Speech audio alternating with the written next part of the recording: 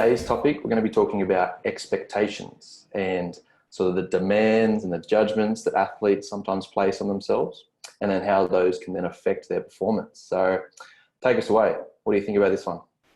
Well, mate, let's just first of all start by saying you've started your first week of university up there with your master's program. Everything all right? Going well, going well. Still Ec- working it out, but it was a good first week. It really was. Now, today's topic, as you mentioned, expectations. I mean, have your expectations of the course been what they were before you came up there? Yeah, they're living up to it so far. Yeah, the All ones right. that I had for myself, it's going well.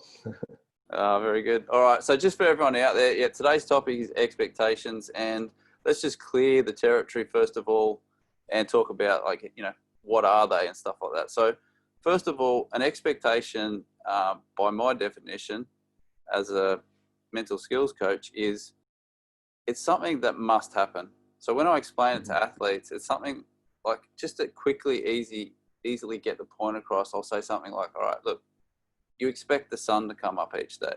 Like, if the sun doesn't come up, that expectation is going to get crushed, right? So it's something that must happen. Whereas I think a lot of athletes get confused between goals and expectations. All right. So just to first of all get us up and running, an expectation is something that must happen. A goal is something that you want to have happen, or really want to have happen, depending on the level of how much you want that goal.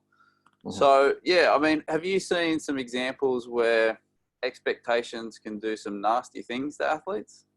Yeah, absolutely. Yeah, I think that you could kind of think of them as like mental handcuffs that you can kind of place on yourself, that you think this should happen, I should get this result. And then that's kind of sticks with you through your performance while you're trying to execute all your game plan and everything that you've practiced towards. And if you've got these expectations that kind of dragging away at you, it can lead, I think the most common thing is to really strong negative emotions. This thing that I think should happen didn't. Yeah. And then people get angry, people get frustrated. Maybe they take it out on their teammates, maybe they take it out on their coach. And so if we're not careful, these can be like really dangerous for an athlete, basically. Yeah. And to the point where I've seen they can actually lead to the point of addiction, and you're doing something in training which you might not even enjoy, but because you expect so much of yourself, you feel like you have to turn up to training and you have to perform at a certain standard. Yeah. And then, it's turned sport into something that is really something that you should love and be passionate about, into something that, like you say, are handcuffed to. Yeah. Yeah, I think that's so key, that because when we think about sport, we want longevity as well. Yeah. And if these expectations are causing these negative emotions, you're not going to want to get up early in the morning to practice. And then you're not going to want to commit to big competition schedules and things like that, because you start to associate the sport that you love with getting really angry or feeling let down. And if you can kind of let go of these handcuffs, then these negative emotions aren't going to be as strong every time you play. So yeah, I think that's a really big goal from today, is to be aware of them and then not let them have the power over you. and also for us as well, for people that aren't in, they haven't had a mental coaching session, or they're not familiar with it. Pretty much in most sessions, at some point, expectations will come up for us, right? Yeah. So, okay, so just talking a bit more about the nitty gritty, different types of expectations. Let's help people out with that. Yeah, so that's another thing, I guess, now that we know how powerful it can be, just to be aware that there's various types. Like, everyone sort of thinks about the performance ones, shoot a certain score, get this many points, win the race. But there's also stuff like maybe mental expectations. Oh, I shouldn't have thoughts about failure, or I shouldn't get really nervous. Or you might have expectations from others, I should play well in front of my parents. My coach expects me to do well. So Yep. they're not always just related to outcome of the game or the sport we're playing. They can come like expectations of ourselves, expectations from others. So being aware of it means you need to be aware of all of the different areas that these can kind of come in and influence us. Yeah. Look, the fuzzy space that I want to clear up for people is this area of confusion, where some people think that they're supposed to have high expectations, and then some people think that they're supposed to have low expectations.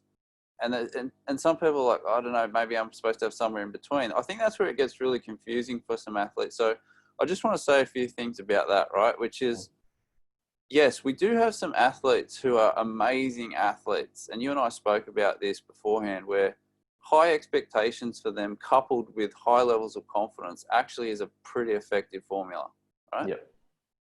And we're talking about some real 1% athletes in their field, you know. What I've found with the majority of athletes is that low expectations tend to work better for them. Okay.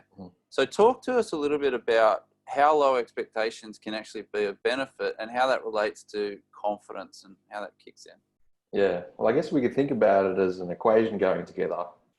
The other end of the scale would be really high expectations and really low confidence. And if you put those two together, it's pretty much going to be a disaster. So if we can move away from that and move towards having expectations that are lower, but also in things we can control, and then be really confident. I'm super confident that I can hit all of these today. I think you're turning up to compete in a much better space, much less susceptible to all these negative emotions that could come in.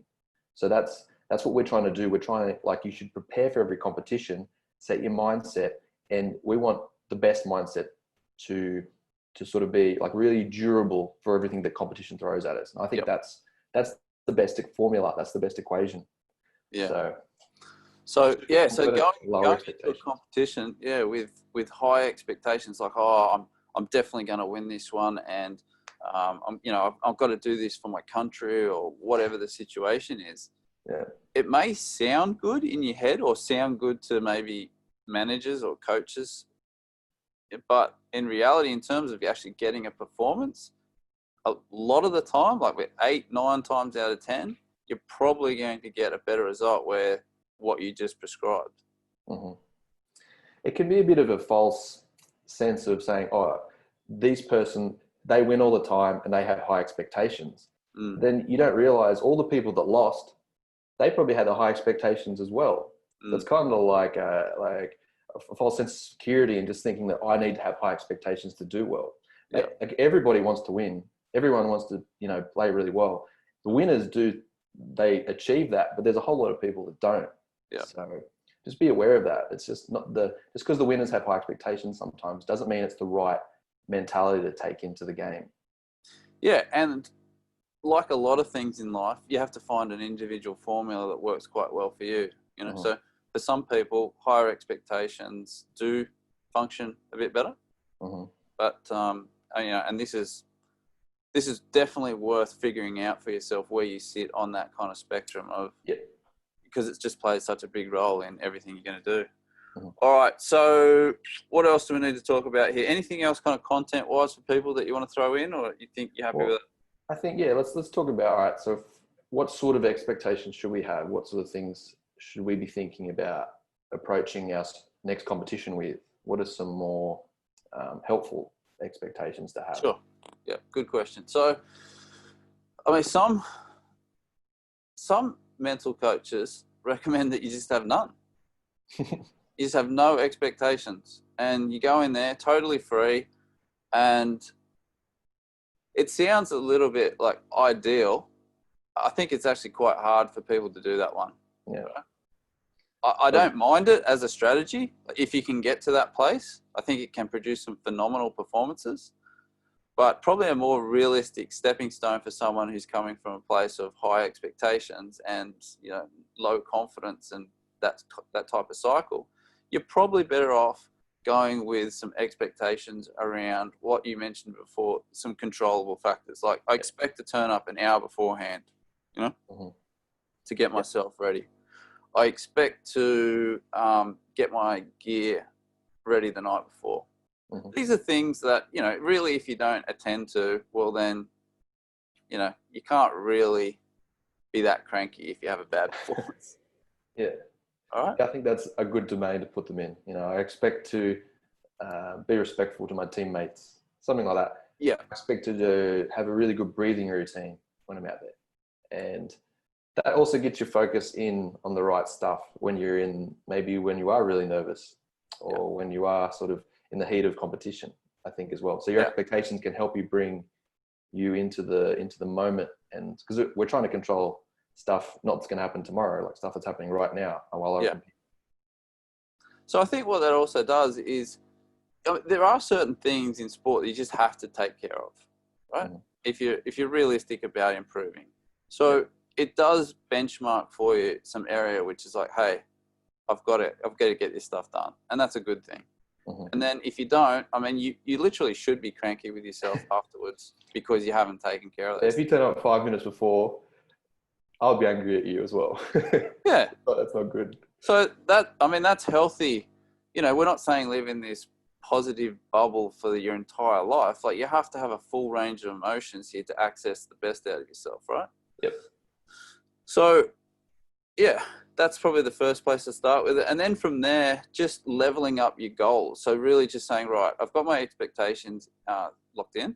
Okay. Now, I'm achieving some good stuff here. I seem to be getting better and better. I'm going to raise the bar with my goals. Right? I think people have talked about that in interviews a bit incorrectly, where they've said, oh, you know, I expect way more of myself than what I did a year ago. I mean, fair enough, but really you could put it in a better context, which is I've got better goals for myself, you know, higher standards. Yeah. It's amazing how the expectations that you have just seem to influence every other area of trying to be a leader at sport. Basically, it's like this overarching thing that can affect everything else. Yeah, so it's definitely worth us talking about this one. It's probably another topic that is so big that we'll probably do some more on later down the track. So I guess just for now, let's get some takeaways for people that they can run with straight into their training and then straight into competition. So first of all, replacing expectations with some little process controllable goals. Or for starters, if you're not in the habit of, you know, doing that before a training session or doing that before a competition, maybe that's a great place to start. So, yeah, I agree. I mean, I did a session last week with someone where we literally did this, and before a training session, I've asked him to have a look at his expectations, what he expects out of that session, and then after the session, to write a couple of comments about that, just to increase the awareness. Thoughts on that? Yeah, it's great. I think it sometimes it's easy to slip into this trap of always thinking about results and always thinking about outcome. And then when we have these expectations, we go back into focusing on more quality things that we can control, and the outcomes will take care of themselves normally. If you do all these things really well, you'll start to get better outcomes through not focusing on outcomes. Yeah, it's funny, isn't it? That's the old circle. Yeah. All right. Now, look, sometimes others do put expectations on it. So sometimes you've got some young athletes with some expectations that their parents have on them, and they may verbally say one thing to you, but deep down you know that, you know, if you don't shoot a certain score or, you know, run a certain time or something, that there's going to be a bit of silent treatment in the car ride home, right? Yeah. So I think even for younger athletes or older athletes, they may need to do a process where they write stuff down. Talk to us about that. Yeah, so it's just like I was saying, being aware of these different expectations. So it's not just the outcome ones, being aware of what performance goals, maybe what expectations do you have about your mental game, and then what expectations do you think other people have for you. And if you could write down maybe 2 or 3 for all of those different areas, then when they pop up, you'll be like, oh, that's right, I've done some preparation on this. I remember that this is an expectation that can affect me. And you'll be in a better place to sort of like let it be there and then get back to the other expectation goals that we've talked about, the more process related ones, and they'll keep you moving in the right direction. Okay. So that leads me to a little transition of like questions that you ask yourself and questions that you ask others after a performance. Now, I've just got flashbacks then as you're talking of like one of my first sports was cross country running, right? And so my dad would pretty much ask the same question every time. He'd be saying, as soon as I finished, if he wasn't there and I got home, went to see him, he'd be like, did you win? Right? Yep. Now, he didn't grow up in the land of sports psychology. And that was just, you know, he wanted to know if I won. And it probably came from a place of good intentions, but Yep. it didn't do a lot for me mentally. Now, why is that so? And what can parents and athletes do about stuff like that? It's just setting you up to only think about outcome expectations. Oh, I have to win. My dad expects me to win. Yep. That's the one goal of me playing my sport competitively. So it links you to that trap. So I think changing how you ask about how people play, and then changing the questions you ask yourself is a good starting point, and just sort of change your mindset around these things. Like, say, did you have fun today? Did you learn anything today? Questions like that, they're different. Not many people say it. Yeah. What did you find most challenging today? You know? Yeah. Kind of sounds a bit weird, but I think, sometimes maybe you had a really bad outcome, but oh man, I learned a lot, or now I've got a really good idea for what I need to work on when I'm under pressure because, this happened. So it was actually a quality outcome from the competition, even though I didn't shoot a good score. Yeah, exactly. And it shouldn't be that you avoid asking about the score or the result, and don't ask me that question.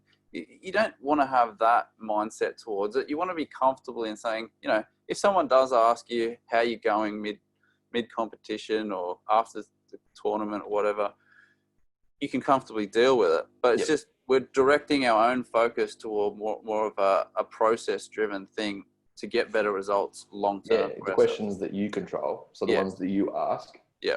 Put them more over this way. Yeah. What did you learn? Process things. But you're right though. Like, game plan. If let's say you ask me out of 10 times that I see you at a competition, oh, how'd you go today? What was your result? I mean, it's a pretty good indicator that that's probably how you think about your own stuff as well. 100%. Yeah. Yeah.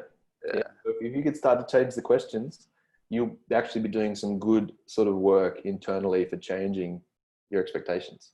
Yeah. All right. Now I want to see some comments from people, because I'm sure people had some fascinating experiences with expectations. Mm-hmm. And one of the things that we do with this format is, we're getting our ideas out there in the community. So someone else will look at your situation with the expectation and go, oh, that is so similar to what happens to me. Yeah. And so many athletes say that.